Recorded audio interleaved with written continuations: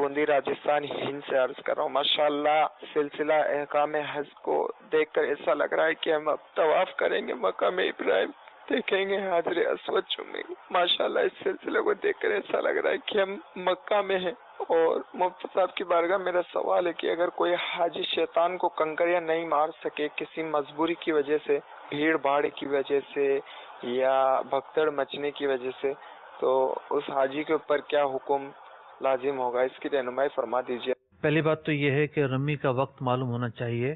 शैतान को ककरी मारने का जो वक्त है, पहले दिन उस वक्त में कितनी वुसअत है, दूसरे और तीसरे दिन कितनी वुसअत है, और जो चौथा दिन है उसमें कितनी वुसअत है।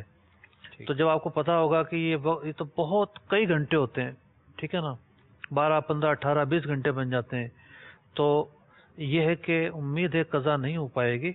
लेकिन अगर किसी दिन कज़ा हो जाती है तो अगले दिन उसकी कज़ा के तौर पर मारेगा, लेकिन दम फिर भी होगा।